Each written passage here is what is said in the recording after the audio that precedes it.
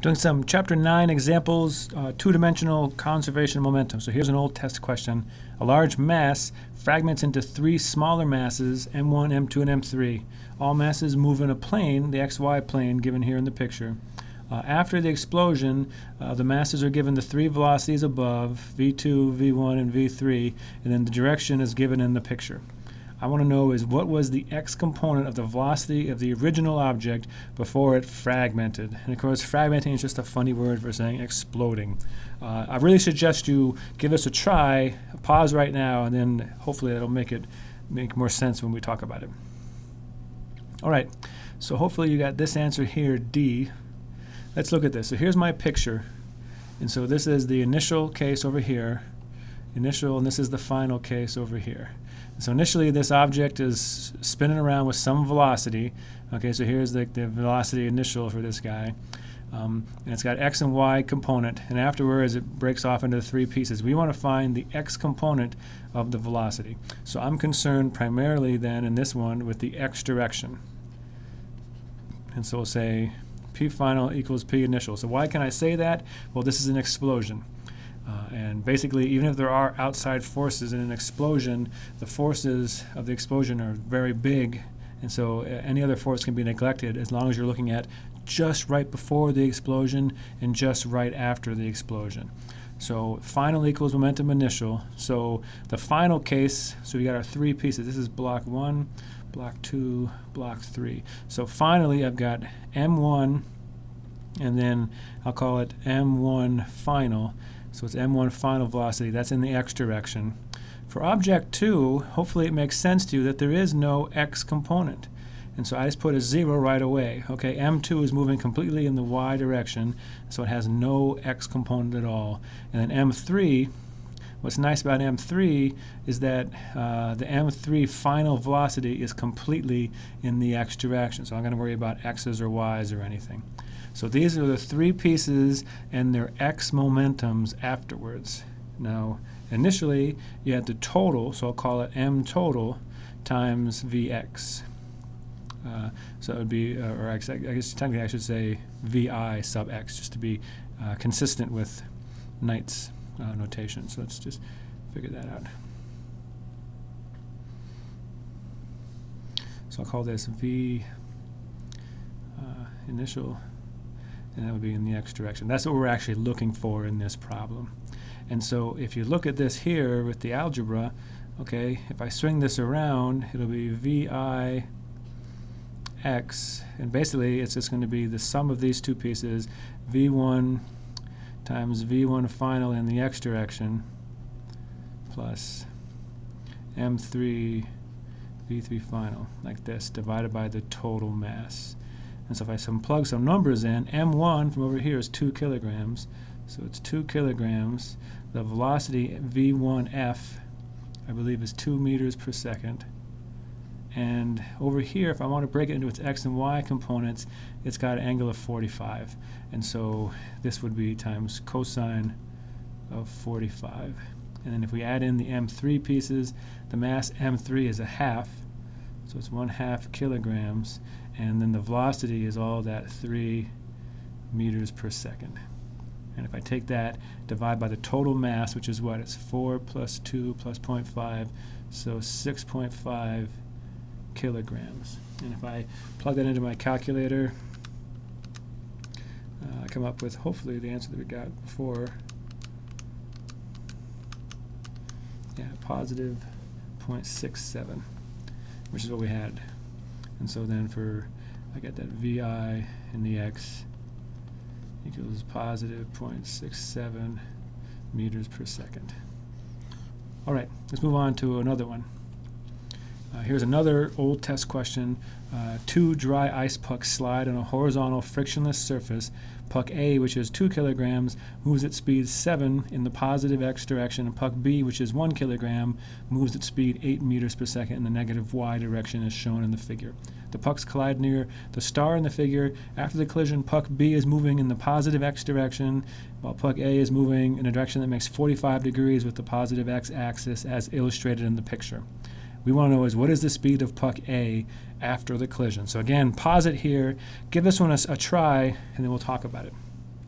Okay, I get the answer is 4 times radical 2 meters per second.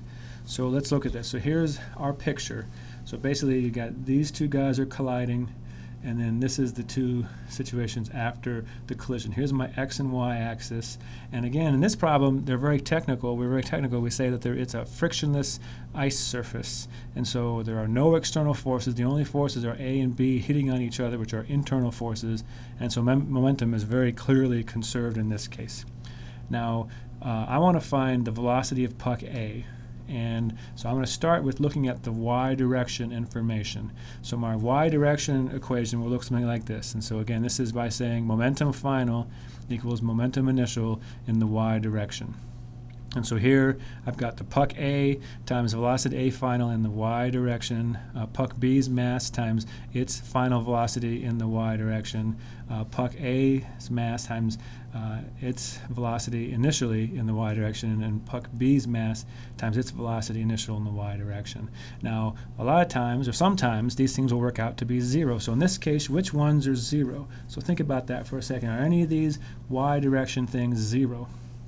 All right, hopefully you got these two are 0. If I look at the final case, okay, puck B is moving completely in the x direction. And if I look at the initial case, puck A is completely in the x direction, so it has no y part to it. This is why I picked the y direction, because I knew that they would be missing 2 of these pieces, which makes life much easier for us.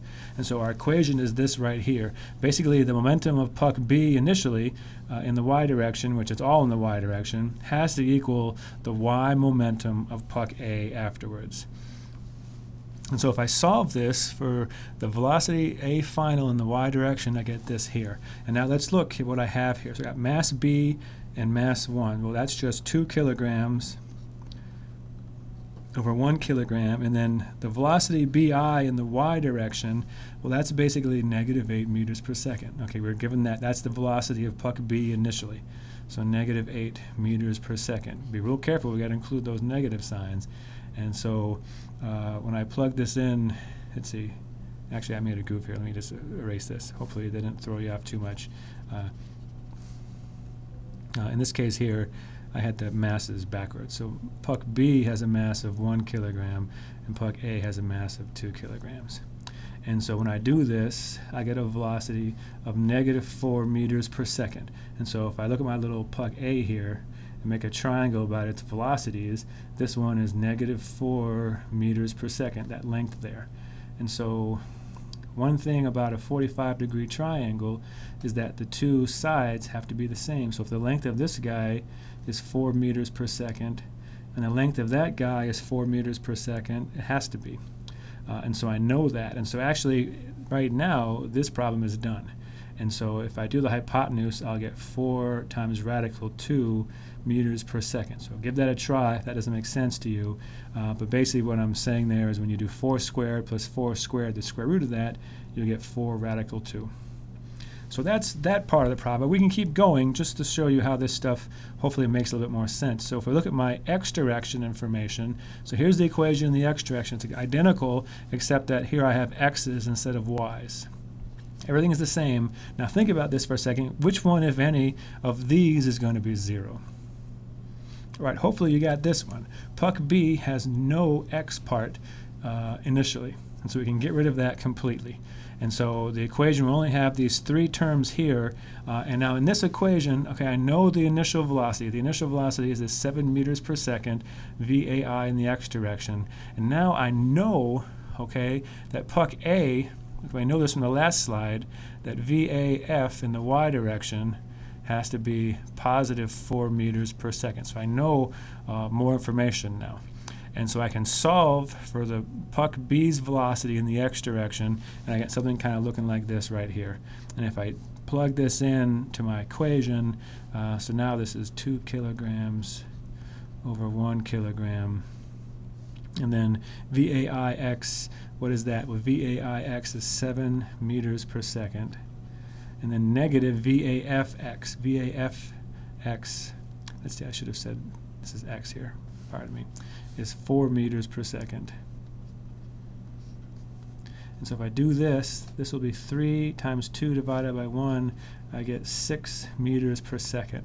So I now know that VBF in the x direction equals 6 meters per second. And finally, one thing that's nice, I always found this comforting myself, is that with these kind of equations, you can always go back and check your work. Okay, so we know here that we just found out, so VA final in the x direction, we know is 4 meters per second. And we just solved for VB final in the x direction as being 6 meters per second. And so what should happen is that both sides of this equation should add up to be the same thing. So you can always go back if you have extra time on a test or something and check your work. And so let's just do this here. So it's 2 kilograms for that first piece. VAF in the x direction, that's 4 meters per second. Now over here, VB, that's 1 kilogram.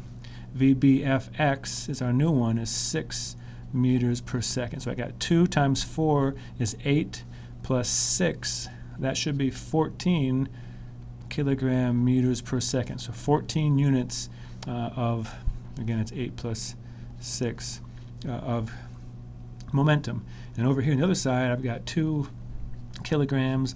VAIX is 7 meters per second. That's a 7 there. Let me just write that over so it's a little clearer.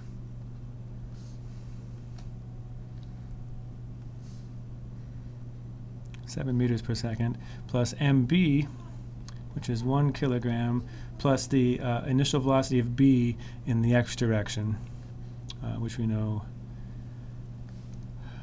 is 0, right?